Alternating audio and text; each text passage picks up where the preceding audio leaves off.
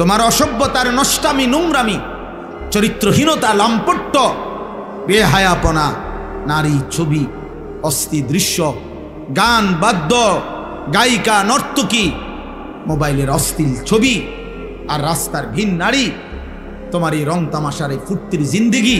আল্লাহ বলেন হতে পারে তোমার মা শেষ পর্যন্ত কিছু আর বলে নাই, বাবা বলে নাই, এই পৃথিবীর সবাই ছেড়ে দিছে, আল্লাহ বলছে কসম বান্দা আমি ছাড়ব।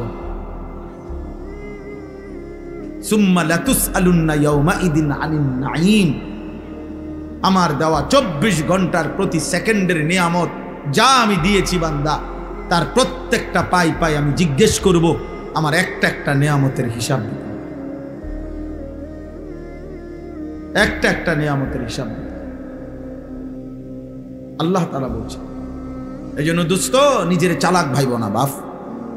কোনো মিথ্যাবাদী, কোনো পাপী, কোনো চরিত্রহীন, কোনো লম্পট, কোনো বেনামাজি, কোনো বেহায়া, কোনো হারাম উপার্জনকারী, সুদ, ঘুষ, কিস্তি, অবৈধ রোজগারকারী, ওজনে কম দেন, ধোকা দেন, প্রতারণা করেন, আপনি কখনোই চালাক ভাববেন না।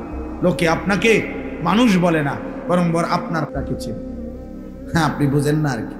আপনি সুদ খান, মানুষ আর আপনার মানুষ বলে না। মানুষ সামনে পারুক অথবা পিছনে হইল আপনার সুদ খোরে বলে, আপনার সুদ খোরে বলে। যেই নাফরমান নেশা করে, তোমারে আর কেউ মানুষ বলে না, তোমাকে মানুষ নেশাখোর বলে, মদখোর বলে, গাঁজাখোর, পুট্টাখোর, বাবাখোর, ইয়াবাখোর, হারামখোর, হারামখোর, হারামখোর। তোরে আর মানুষ বদনসিব আর কোনোদিন তোকে ভদ্র নামে ডাকে না। তোর কপালে আর ইজ্জতের কোনো শব্দ জোটে না। নিজের কপাল নিজে পুড়ে দিল। হ্যাঁ, বেবিচারী বলে, জেনাকার বলে, নারীর পিছনে পিছনে ঘুরে, উলঙ্গ ছবি দেখে দেখে ঘুরে। পৃথিবী বুঝে না মনে করছো? সবাই বুঝে বাপ। তুমি যেমন ভাত খাও, আমরাও তো ভাতই খাই। হ্যাঁ, তামাশা ভাইব না। গুনাহ, অসভ্যতা আর অশ্লীলতার পরেও যারা হাসে, মনে রাখবা তোমার ব্রেনের সমস্যা, তুমি প্রতিবন্ধী, তোমার মানসিক সমস্যা। তোমার বিবেক হয়তো মরে গেছে অনেক আগে, তুমি জানো না। তোমার দিল অন্ধকার হয়ে পাথর হয়ে গেছে, হয়তো তুমি জানো না। তোমার কলিজা উল্টে গেছে। আল্লাহর নবী বলছে কিছু নাফরমান পাপী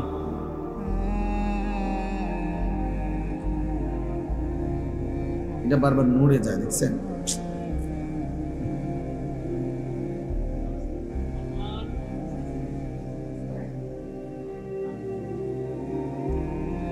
আল্লাহ মাফ করে দেন। তাইলে এটা দোস্ত বারবার এটা ভাবা উচিত, প্রিয় ভাই, ভাবা উচিত, একবার হলেও ভাবা উচিত।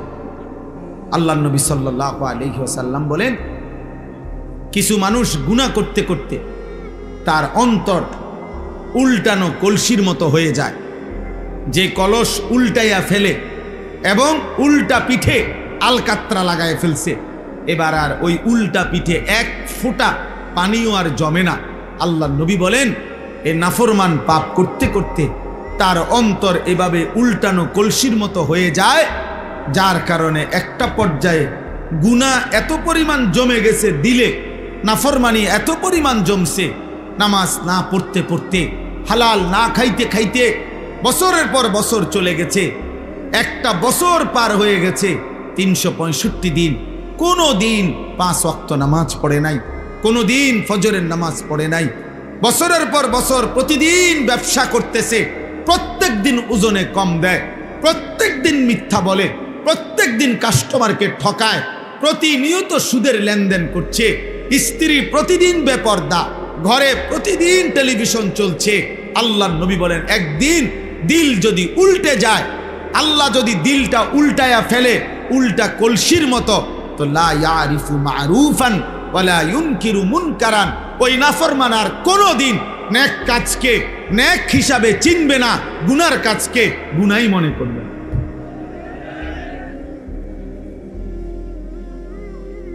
প্রিয় ভাই, এটাই বাস্তবতা। অনেক ছেলে আছে তোমাদের যারা ভুলেই গেছেন, অনেক বাবা আছেন যারা ভুলেই গেছেন যে ফজরের নামাজ কোনো মুসলমানের উপরে ফরজ। এত লম্বা সময় ফজরের নামাজ কোনোদিন পড়েন নাই, যার কারণে আল্লাহ বলছে নাফরমান বান্দা ঠিক আছে ঘুমিয়ে থাকো, তোমারে আর কোনোদিন উঠাবো না। এই নাফরমানি করতে করতেই একদিন জাহান্নামে পৌঁছিয়ে দেবে। এমন অনেক মানুষ আছে যাদের কোনোদিন আর মনেও পড়ে না যে সুদ খাওয়া হারাম, গালি দেওয়া হারাম, বেপর্দা হওয়া হারাম। আহা, আল্লাহকে এইভাবে ভুলে যাওয়া, আখিরাতকে এইভাবে ভুলে যাওয়া, কবরকে এইভাবে ভুলে যাওয়া, নিজের দায়িত্ব কর্তব্য করণীয় ভুলে যাওয়া, বিশ্বাস করেন এটা জীবনের সবচেয়ে বড় পরাজয়। এটা এক মুসলমানের জীবনের সবচেয়ে বড় দুর্ভাগ্য যে সে আল্লাহ ভুলে গেছে, সে তার আখিরাত ভুলে গেছে, সে তার কবর ভুলে গেছে, সে তার পরকাল ভুলে গেছে। কোরআনে আল্লাহ বলছেন ওয়ালা তাকুনু কাল্লাযীনা নাসুল্লাহা ফাআনসাহুম আনফুসাহুম।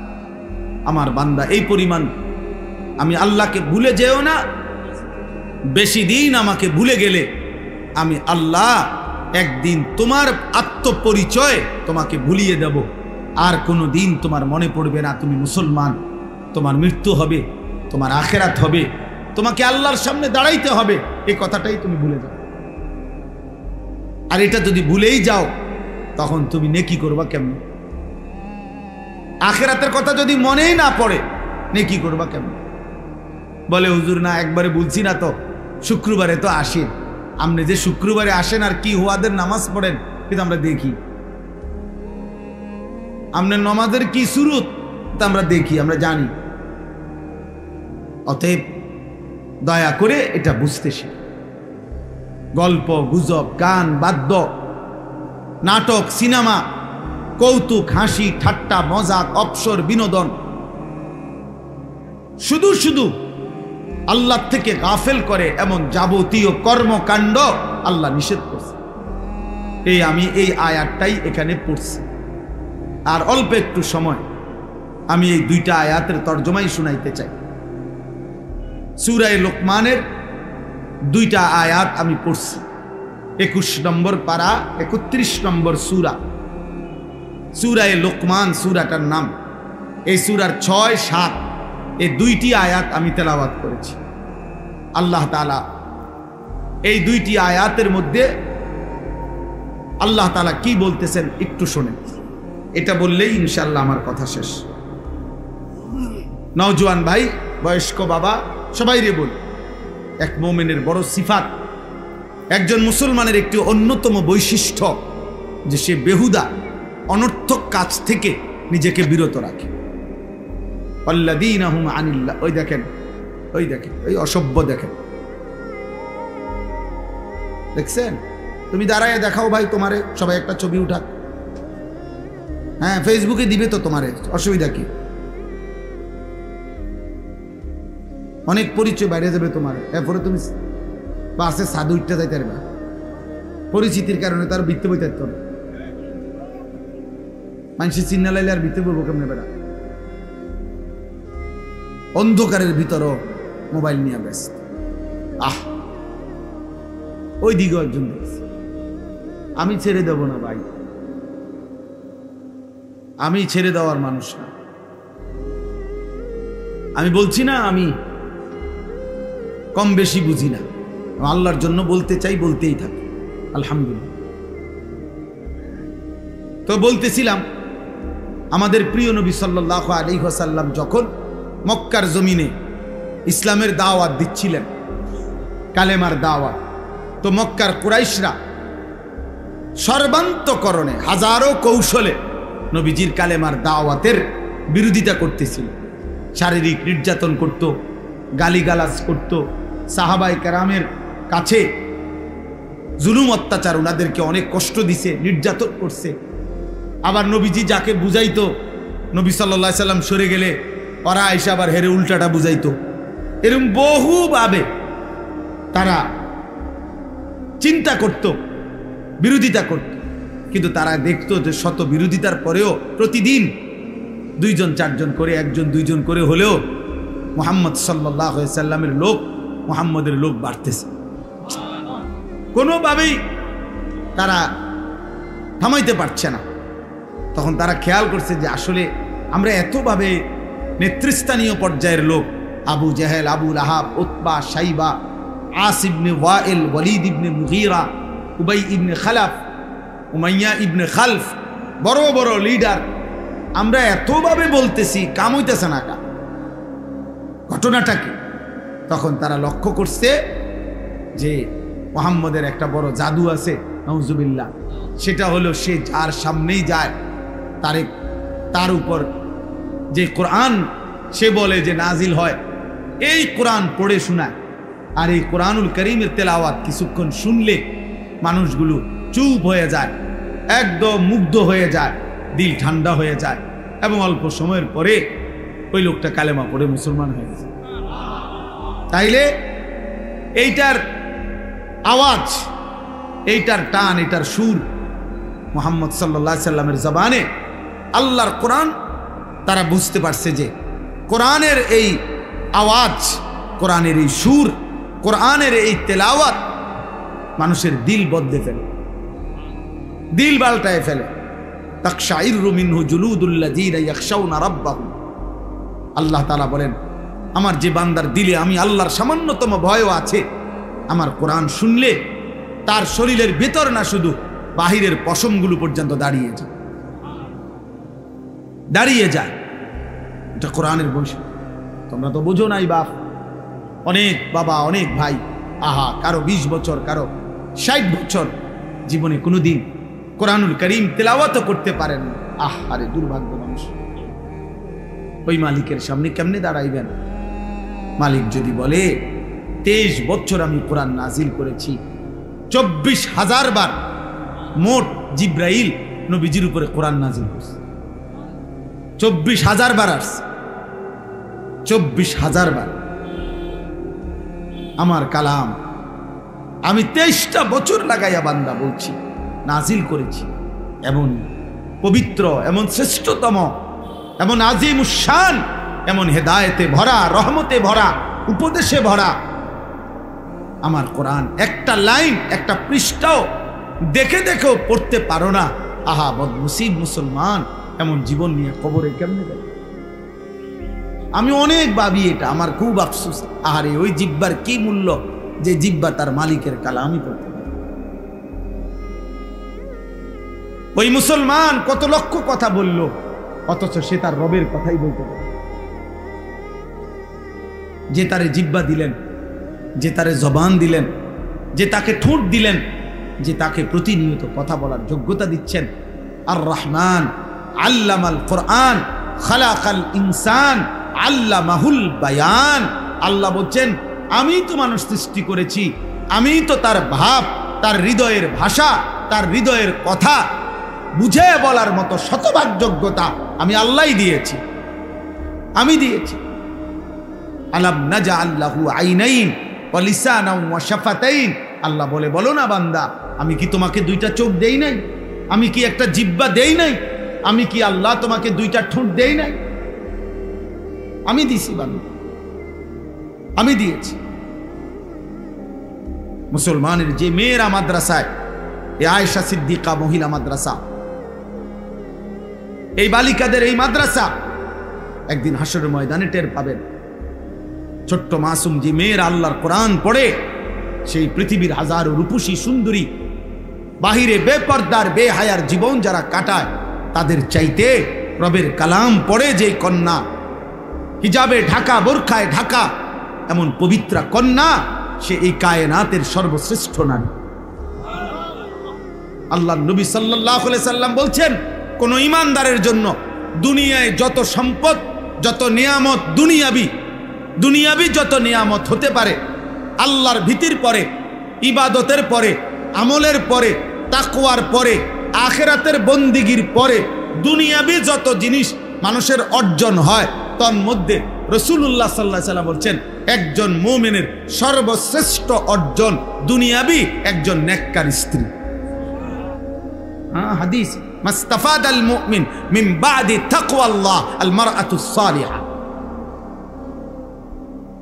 এক পবিত্রা, সতী, সাধ্বী, চরিত্রবান, নেককার, রবের সেজদা দেয়, মালিকের কোরআন পড়ে, নিজের ইজ্জতের হেফাজত করে, সম্ভ্রম রক্ষা করে, আব্রু রক্ষা করে, নিজের পর্দার গুরুত্ব দেয়। আল্লাহ নবী সাল্লাল্লাহু আলাইহি ওয়াসাল্লাম বলেছেন এটা কোনো মানুষের দুনিয়ার শ্রেষ্ঠ অর্জন। দুনিয়াবি বাড়ি গাড়ি সম্পদ অর্থ বিত্ত টাকা পয়সা জায়গা জমি ক্ষমতা যা পাচ্ছে দুনিয়া তার মধ্যে সর্বশ্রেষ্ঠ অর্জন। যুবক বন্ধু, আজ বুঝবা না মোবাইলের নারী দেখা সহজ, রাস্তার নর্তকী দেখা সহজ, বেহায়া নারী দেখে দেখে তুমি তো মনে করছো খুব মৌজে আসো। না বন্ধু, যদি কোনো দিন বিবাহের পরে যখন দেখবা তোমার স্ত্রী 2 নম্বর, তোমার স্ত্রী চরিত্রহীন, তোমার স্ত্রী পরকীয়ায় আসক্ত, তোমার স্ত্রী মোবাইলে পরের পুরুষ দেখে আসক্ত, সেদিন বুঝবা বাপ দুনিয়া কত কঠিন। সেদিন আর আখিরাতের জাহান্নামের আগুন জ্বলতে হবে না, তোমার হায়াতে তোমার কলিজার মধ্যেই জাহান্নামের আগুন জ্বলে উঠবে। এক চরিত্রহীন নারী, বেপর্দা বেহায়া নারী যার জুটে বিবাহিত স্ত্রী হিসাবে তার জীবনে আর জাহান্নাম লাগে না, ওইটাই যথেষ্ট। কসম আল্লাহ, ওইটাই যথেষ্ট। এজন্য তাফসীরের মধ্যে আছে রব্বানা আতিনা ফিদ দুনিয়া হাসানা ওয়া ফিল আখিরাতি হাসানা ওয়া কিনা আযাবান নার। এই আয়াত আমরা সবাই পারি না, এই দোয়াটা অধিকাংশ মুসলমান এই দোয়াটা পারে। ইমাম সাহেবরা, ওলামায়েরা, ওয়াইজরা, আউলিয়ারা, সব শ্রেণীর মুসলমান নেককাররা বেশি বেশি এই দোয়াটা পড়ে, রব্বানা আতিনা ফিদ দুনিয়া হাসানা। আল্লাহ দুনিয়ায় আমাকে যা হাসানা, যা পবিত্র, যা উত্তম তা দেন। পুরা দুনিয়া লাগবে না আমার, উত্তমটা দেন, হালালটা দেন। ওয়াফিল আখিরাতি হাসানা, আখিরাতেও মাওলা আমারে যা উত্তম তাই দিয়েন। ওয়াকিনা আযাবান নার, আর মাওলা আপনি আমারে জাহান্নামের আযাব থেকে বাঁচায় দিয়েন। এই দোয়া। এখন এই দোয়ার অনেক তাফসীর আছে। হযরত আলী রাদিয়াল্লাহু তাআলা আনহু, নবীজির সাহাবী আলী, হাসান হুসাইনের বাবা, হযরতে ফাতেমা রাদিয়াল্লাহু তাআলা আনহার স্বামী, হযরত আলী ইসলামের চতুর্থ খলিফা, নবীর কলিজার টুকরা হযরত আলী রাদিয়াল্লাহু তাআলা আনহু এই আয়াতের এই দোয়ার একটা ভিন্ন তাফসীর করছেন। তাফসীরে কুরতুবীতে আমরা পড়ছি, উনি বলছেন রব্বানা আতিনা ফিদ দুনিয়া হাসানা, হে আল্লাহ দুনিয়াতে আমাকে যেটা হাসানা সেটা দেন, উত্তম। তো এর অর্থ হইল আয় আল্লাহ দুনিয়াতে আমাকে একজন নেককার স্ত্রী দেন। অফিল আখিরাতে হাসানা, আর আখিরাতে যা উত্তম তা আমাকে দেন। এর অর্থ হলো তিনি বলছেন হযরতে আলী আখিরাতে আমাকে জান্নাতের হুর দান করেন। আর 3 নাম্বার ওয়াকিনা আযাবান নার, আল্লাহ আমারে জাহান্নামের আযাব থেকে রক্ষা করেন। এর অর্থ হলো আল্লাহ আমাকে মন্দ স্ত্রী, মন্দ নারী থেকে হেফাজত। এই জন্য উলামায়ে কেরাম বলে কারো স্ত্রী যদি হয় অসৎ, কারো স্ত্রী যদি হয় চরিত্রহীন, কারো স্ত্রী যদি হয় বেহায়া, তাহলে ওই ব্যক্তি, ওই ঘরই, ওই জীবনটাই জাহান্নামের টুকরো, জাহান্নামের টুকরো। এজন্য যুবক ভাই, কিশোর ভাই, নওজোয়ান, প্রতিনিয়ত নারী ছবি দেখে মোবাইলের অশ্লীল তোমরা দৃশ্য যারা দেখো, ভিন নারীর ছবি দেখো, কি চাচ্ছ তার কাছ থেকে? বলো বাবা, তার কাছ থেকে তুমি কি চাও? মানে তারা দেখে তোমার কি মন চাচ্ছে? জিনা করতে? আর কি? তোমার কলিজা যদি খুলতো, তোমার দিল যদি খুলতো, তো সেটার মধ্যে এটাই পাওয়া যাইতো যে তুমি মনে মনে কামনা করছো যদি আমি সুযোগ পাইতাম তাহলে তো আমি এই নারীর সাথে জিনা করতাম। যদি বলো না আমি বিয়ে করতে, তো বিয়ে করতে কতটা বেডি সাউন্ড লাগে? কথা বোঝেন নাই? যদি বলো যে না আমি বিয়ে করার জন্য চাই, তো বিয়ে করতে কত বেডি চাইতে হয়? হ্যাঁ, বিয়ে করতে নর্তকী দেখো কেন? বিয়ে করতে নায়িকা দেখো কেন? বিয়ে করতে বিধর্মী দেখো কেন? কথা বলেন না। তাহলে বুঝাই তো গেল বিয়ে না, মাকসাদ তোমার জিনা, মাকসাদ তোমার ব্যভিচার। তাহলে তুমি কল্পনা করো, তুমি ছেলেটা হারাম কল্পনা করছো, অথচ তুমি তো একজন পবিত্র মা বাবা। যেই মা বাবা স্বামী স্ত্রী ছিল, ইসলামের বিধান মেনে, আল্লাহর হুকুম মেনে বিবাহের পবিত্র বন্ধনে একত্র হয়ে ওই স্বামী স্ত্রীর পরম ভালোবাসা, হালাল পদ্ধতিতে বিবাহের পবিত্র সম্পর্কের মাধ্যমে তুমি এই পৃথিবীতে আসছো। এবার তুমি যা করতে চাচ্ছ সেটা তো হারাম সম্পর্ক ছাড়া আর কিচ্ছু না।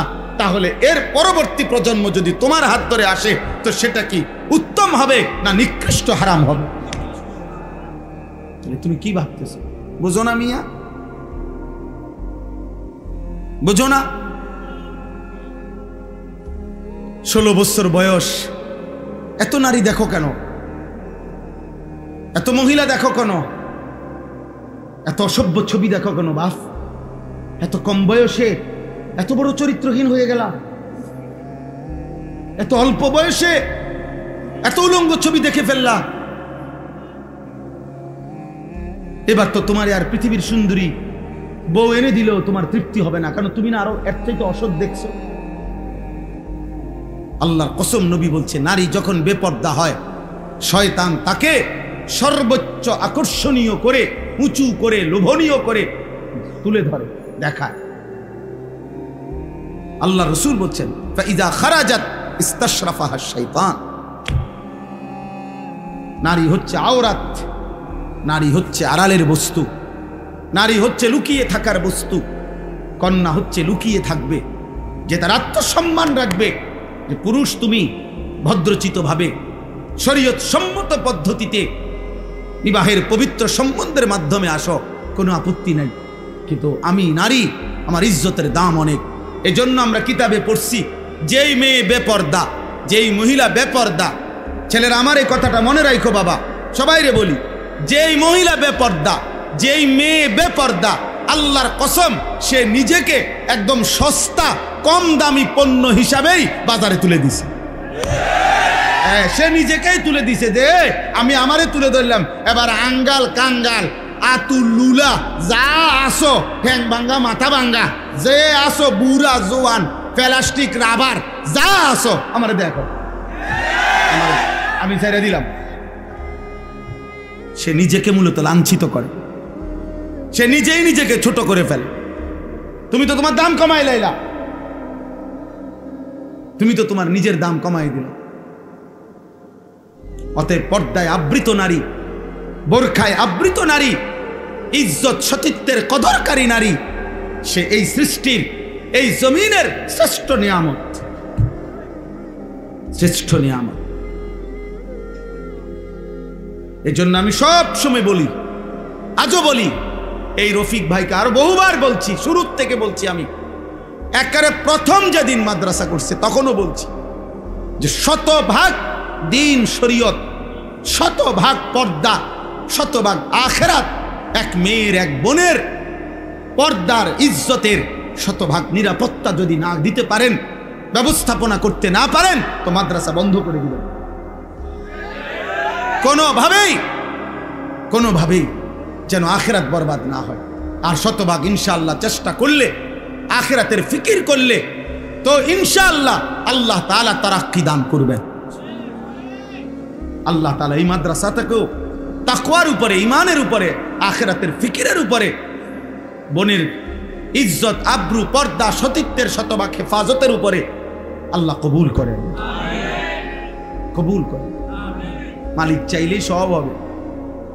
জমি হইলে বরাটের টাকাও হইব, বরাটে হইলে ভবনও হইব, সব হবে, সব হবে, সব হবে। আল্লাহ তাআলা বলছে ওমা নুনাজ্জিলুহু ইল্লা বিকাদারিন মা'লুম। আল্লাহ বলছে ওয়া ইম মিন শাইইন ইল্লা ইনদানা খাযাইনুহু। সব কিছু আমার কাছে আছে ভান্ডারে ভান্ডারে, কিন্তু আমি জমিনে নাজিল করি, দেই, হ্যাঁ, ইল্লা বিকাদারিন মা'লুম, আমি আল্লাহর কাছ থেকে নির্ধারিত, আমার কাছে নির্ধারিত যেটুকু আমি পরিমাণ মতো করে করে দেব। এক লগে সব দিয়া লাইলে সামাল দিতে পারতাম না, তুমি সামাল দিতে পারতাম।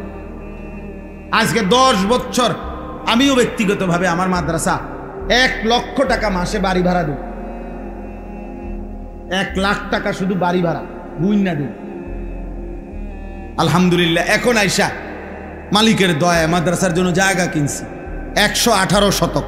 আলহামদুলিল্লাহ ভাবছি, স্বপ্ন দেখতেছি, আশা করছি ছেলেদের জন্য মাদ্রাসা হবে আলাদা, সকল কিশোর নওজোয়ান স্কুল কলেজ ইউনিভার্সিটির ছেলেদের জন্য, সর্বস্তরের মুসলমানের জন্য আলাদা মাদ্রাসা করব ইনশাআল্লাহ। আশা করছি ওইখানে পৃথক পৃথক, যে আসবে যখন দিন শিখবে তখন, যার সময় যতক্ষণ দিন শিখবে ততক্ষণ, যে যখন আসবে 1 ঘন্টা আর 100 ঘন্টা আল্লাহর দিন শিখবে, কিছু না কিছু শিখবে। মেয়েদের জন্য আলাদা ক্যাম্পাস করার জন্য আজকেও আলহামদুলিল্লাহ আমার মাদ্রাসায় স্কুল কলেজ ইউনিভার্সিটির ছেলেদের কোর্স 3 দিন ব্যাপী প্রশিক্ষণ কোর্স চলতেছে, এখনো চলতেছে। আলহামদুলিল্লাহ আলহামদুলিল্লাহ।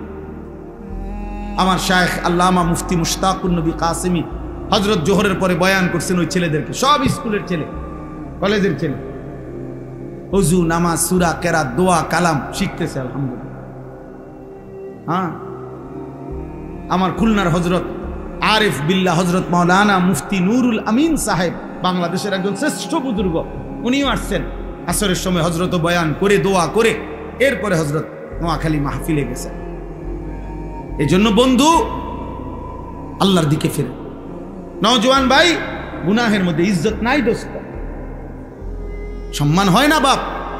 তোমরা যারা এই বিকৃত চুল রাখো, গুনাহ আর নারী ছবি আর অস্থিরতা নিয়ে গান বাদ্য নিয়ে পড়ে থাকো, এ হাসি ঠাট্টা কৌতুক মজাক অবসর বিনোদন, বন্ধুদের আড্ডা, মোটর সাইকেলের ঘোরাগাড়ি, মেয়ের পিছনে কুত্তার মতো পিছনে থাকা, হ্যাঁ নারীর পিছনে দিন রাত, এ কুকুরের স্বভাব। বিশ্বাস করো ভাইয়া, বিশ্বাস করো, এটা বইতে কিতাবে আমি নিজে পড়ছি।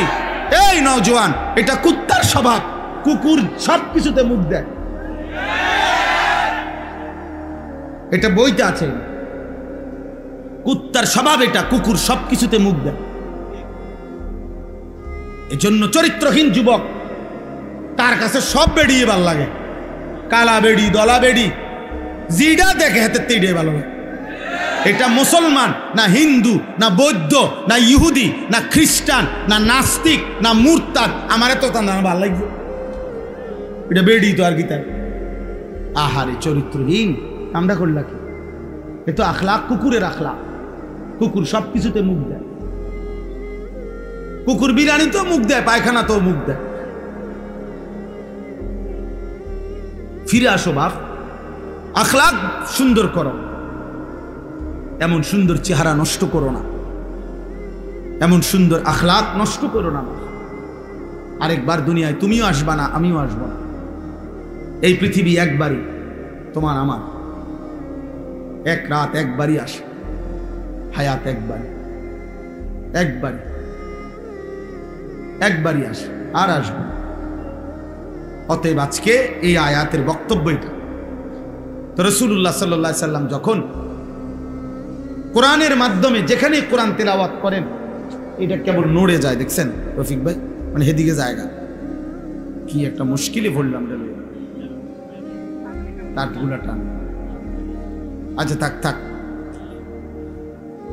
তো মক্কার কুরাইশ একজন কাফের সর্দার ছিল, এই খুব দ্রুত আর এই 5 মিনিটে বলে ফেলি, নজর ইবনে হারেস তার নাম। সেও ছিল কাফের সর্দার। সে করছে কি, সে ইরান মানে পারস্য গেছে ব্যবসার জন্য।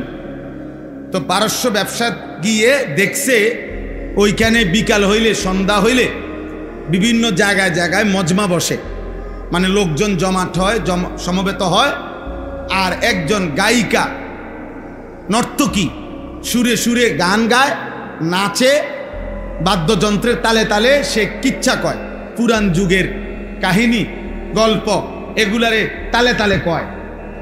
হ্যাঁ, সে নাচেও, বাদ্যও বাজে, আবার ওই পুরান আমলের বানান্না গল্প কাহিনী কিচ্ছা এগুলো বলে সে, আর বাকিরা খুব মনোযোগ দিয়া মজা কইরা খুব বড় বড় চোখে তাকাইতেছে, হ্যাঁ কি মর্মান্তিক কথা কইতেছে আল্লাহ, আসলে তো বেডি চায়, বুঝেন না? হ্যাঁ হ্যাঁ আমরা বুঝি না, আমনে বয়স হয়ে গেছে, উনি আমনে উনারে জিগাবেন আপনি চাচা কি করেন টেলিভিশন চা দোয়ানে, না আমরা কি আর এই বয়স আসিনি, কদ্দুর খবর শুনি। আমনে চাচা খবর শুনেন, খবর মানুষের চোখ দিয়ে নি শুনে, মানুষে শুনে কি চোখ দিয়া না কান দিয়ে? তা আপনি চাইয়া রয়েছেন কেন? আপনি যেহেতু খবরই শুনবেন তো ভালো কথা, ফিস দিয়ে বইয়েন, বোঝেন না কথা, চেয়ার ঘুরাইয়া সেদিকে বসেন, টেলিভিশন যেদিকে আপনি উল্টা দিকে বসেন, তাহলে আপনার কানে আওয়াজ আইলেই তো সারছে। আপনার খবরের তো দরকার, তো আপনি খবর কানে ঢুকলেই তো হইলো, আপনি না বলে খবর চান, আপনি না বলে খবর শুনেন। অতএব এটা অনেক বড় বিষয়। তো এই লোকটা নজর ইবনে হারেস কাফের, এ দেখছে এটা, কি রে এটা তো একটা সাংঘাতিক জিনিস, মানুষ সব ভুল হইয়া বসে, বড় বড় চোখ করে বড় গভীর মনোযোগ দিয়া শুনে এবং খুব লড়ে সরে এবং খুব টাইল মারে, এটা তো একটা ঠিক আছে। সে তখন চড়া দামে এইখান থেকে ইরান থেকে একটা দাসী, ও এরকম যে গায়িকা, বাদ্যের তালে তালে নাচে, সুন্দরী, আবার ওই কিচ্ছা কাহিনী এগুলা কয়, এরকম একজন দাসী সে কিনে নিছে মক্কা, নাউজুবিল্লাহ। কিন্না মক্কার কুরাইশদেরকে বলছে, এইবার আমি একটা কার্যকর বুদ্ধি আনছি মুহাম্মদের কোরআনের বিপরীতে। মুহাম্মদ কোরআন শুনলে লোকগুলো মুগ্ধ হইয়া অবাক হইয়া তার দিকে তাকাইয়া থাকে, তার দলে ভিড়ে যায়। তখন সে এই যুবকদেরকে এবং সাধারণ মানুষদেরকে ডাকতো, এদিকেও গোলয়ে বইও, সবাই বই, এমন ম্যাজিক দেখবা। এরপরে ওই সে তার দাসীকে নিয়ে আসতো, এই দাসী বাদ্যের তালে তালে গান গাইতো, নাচতো, আর এই পুরাতন যুগের কিচ্ছা কাহিনী এগুলো বলতো। এই কথা করে কিছু দুষ্ট প্রকৃতির লোক, দুষ্ট প্রকৃতির কিছু যুবক, কিছু মানুষ তার সাথে ভিড়ে গেছে। আর সে তারা খুশি যে যে মুহাম্মদের কোরআনের বিপরীতে আমরা এই গান, এই নাচ, এই গায়িকা, এই গানের আসর, এই বাদ্যযন্ত্রের আসর জমায় দিল। নাউজুবিল্লাহ। এই ঠিক তখন আল্লাহ তাআলা কোরআনুল কারীমের এই আয়াত নাজিল করে আল্লাহ তাআলা সতর্ক করছে, অমিনান নাসি মান ইয়াশতারি লাহওয়াল হাদিস লিয়ুদিল্লা আন সাবিলিল্লাহ বিগাইরি ইলমিন। আল্লাহ বলেন, বন্ধু আপনাকে জানিয়ে দিলাম, কিছু নিকৃষ্ট মানুষ আছে এমন, যারা প্রতিনিয়ত গান, বাদ্য, অনর্থক কিস্সা কাহিনী, অপ্রয়োজনীয় কথা, অসার, অবান্তর, অপ্রয়োজনীয় গল্প, কৌতুক, ঠাট্টা, বিনোদন, মস্কারি, এই বেহুদা কথাবার্তা, গান, বাদ্য, নাচ, বাদ্যযন্ত্র, গায়িকা, গানের আসর, এগুলো জমিয়ে সংগ্রহ করছে, মানুষকে জমা করছে। কেন? লিয়ুদিল্লা আন সাবিলিল্লাহ, আল্লাহর পথ থেকে পথভ্রষ্ট করার জন্য। বিগাইরি ইলমিন, মূর্খতা বশত। ওরা মনে করছে ওরা বুদ্ধিমান, না আসলে ওরা মূর্খ। ওয়াত্তাখিজাহা হুজুয়া, আর তারা আমার কোরআন নিয়ে, আমার দ্বীন নিয়ে ঠাট্টা করছে, উপহাস করছে যে মুহাম্মদের বিপরীতে এবার আমরা এটা দাঁড় করাইলাম, এরকম হাসাহাসি করতেছে। আল্লাহ বলে, বন্ধু আমি স্পষ্ট জানিয়ে দিলাম, উলাইকা লাহুম আযাবুম মুহিন, এমন নিকৃষ্ট পাপীদের জন্য আমি একেবারে অপমানকর, ভীতিকর এবং লজ্জাজনক কঠোর আযাব আমি তাদের জন্য নির্ধারণ করে রেখেছি। গানের এই আড্ডা, বাদ্যযন্ত্রের এই আড্ডা, নর্তকীর এই আড্ডা, গায়িকার এই আড্ডা, গানের এই আসর, গানের এই পরিবেশ, আমি আল্লাহ তাদের জন্য নিকৃষ্ট আযাব রেখেছি। আর আল্লাহ বলেন, এই গান, বাদ্য, গল্প, কৌতুক, এই সমস্ত বেহুদা নাটক, নভেল, কাহিনী, কিচ্ছা, মিথ্যা কথা বানিয়ে বানিয়ে বলা, সুরে সুরে বলা, এই সমস্ত কাজের দ্বারা এই মানুষগুলোর অবস্থা হয় এমন, ওয়াইজা তুতলা আলাইহি আয়াতুনা, এমন নাফরমানের কাছে যখন আমার কোরআন পড়া হয়, ওয়াল্লা মুস্তাকবিরান, সে অহংকার করে মুখ ফিরায় না। কাআন লাম ইয়াসমাআহা, যেন সে কোরআন শুনতেই পায় নাই, অথবা কাআন্না ফি উযুনাইহি ওয়াকরা, অথবা আগের থেকেই সে কানেই শুনে না, বধির। আল্লাহ বলেন এমন পাপীকেও ফাবাশশিরহু বিআযাবিন আলীম, এদেরকেও আপনি কঠিন আযাবের ভয় দেখান।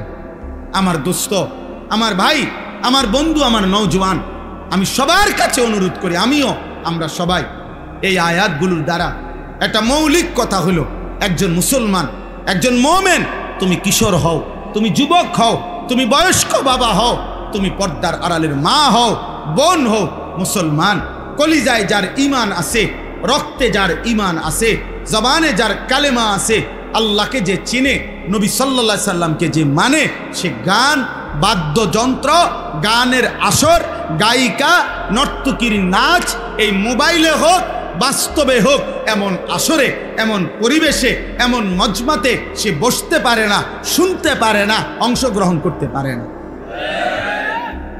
আল্লাহ বলেন এমন মন্দ আচরণ, এই গানের আসক্তি, বাদ্যযন্ত্রের আসক্তি, গায়িকার আসক্তি, নর্তকীর আসক্তি, গানের আসরের প্রতি যার আসক্তি, আল্লাহ বলেন আমি তার জন্য নিকৃষ্ট অপমানকর আযাব রেখেছি। এজন্য আমরা কিতাবের মধ্যে পড়ছি, আল্লাহর নবী সাল্লাল্লাহু আলাইহি ওয়াসাল্লাম বলছেন শেষ জামানায় আমার উম্মতের উপরে তিনটা বড় বড় আযাব আসবে। একটা হলো মাটি ধসিয়ে দেওয়া হবে, 2 নাম্বার পাথরের বৃষ্টি বর্ষণ হবে, 3 নাম্বার চেহারা বিকৃত করে দেওয়া হবে। সাহাবায়ে কেরাম কাইপা উঠা বললেন ইয়া রাসূলুল্লাহ, মাতা, এটা কখন হবে? আল্লাহর নবী বললেন ইজা যাহারাতিল কাইনাত, যখন গায়িকা বেড়ে যাবে, ওয়াল মাআজিফ, যখন বাদ্যযন্ত্র বেড়ে যাবে, ওয়াস্তাহাল্লাতিল খামরা, যখন নেশা, মদ মানুষ হালালের মতো মনে করে দেদারসে খাইতে থাকবে। আল্লাহর রাসূল বলেন তখন ভূমি ধসে যাবে, চেহারা বিকৃত হয়ে যাবে, পাথরের বৃষ্টি বর্ষণ।